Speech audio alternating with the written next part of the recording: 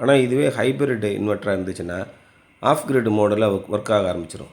Export மட்டும் நடக்காது. நம்ம வீட்டில் ஏசி போட்டிருக்கீங்க, மோட்டார் போட்டிருக்கீங்க, மிக்ஸி போடுறீங்க, அது பாட்டுக்கு பவர் சப்ளை உங்களுக்கு பண்ணிக்கிட்டே இருக்கும். காலையில் 9 மணிக்கு வேலையை ஆரம்பிக்கிறாங்க, சாயங்காலம் 5 மணிக்கு தான் முடிக்கிறாங்கன்னா நம்மளுக்கு கவலையே இல்லை. காலையிலேருந்து சாயங்காலம் வரைக்கும் நமக்கு தேவையான பவர் வந்து சோலார்லேருந்து வந்துக்கிட்டே இருக்கும். கரண்ட்டு கட் ஆகிருக்கு, ஏசியை போடாதீங்க, அதை போடாதீங்க, லைட்டை போடாதீங்க, கொஞ்சம் நேரம் போடுங்க அப்படின்னு நம்ம குறைக்க வேண்டிய அவசியமே இல்லை. அந்த அளவுக்கு வந்து முழுமையான உற்பத்தி உங்களுக்கு சோலார் பேனல்லேருந்து வந்துக்கிட்டு இருக்கும்.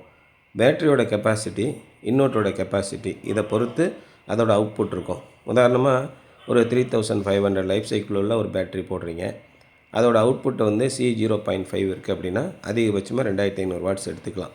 இதுவே C1 ரேட்டிங்கில் 6000 லைஃப் சைக்கிளோட போட்டிருக்கீங்கன்னா அதுலேருந்து 5000 வாட்ஸ் எடுத்துக்கலாம்.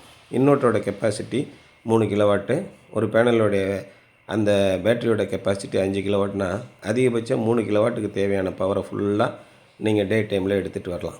இதுதான் இந்த ஹைப்ரிட் இன்வெர்ட்டரோட ஒரு பெஸ்ட்டான ஒரு ஆப்ஷன்.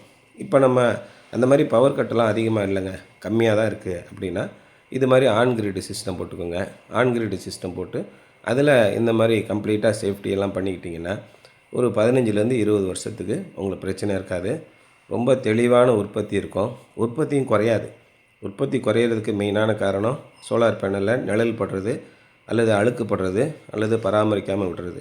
அதனால் சோலார் பேனலு ஒரு கண்ணாடி, அந்த கண்ணாடியை நல்லா துடைச்சி வச்சுக்கோங்க.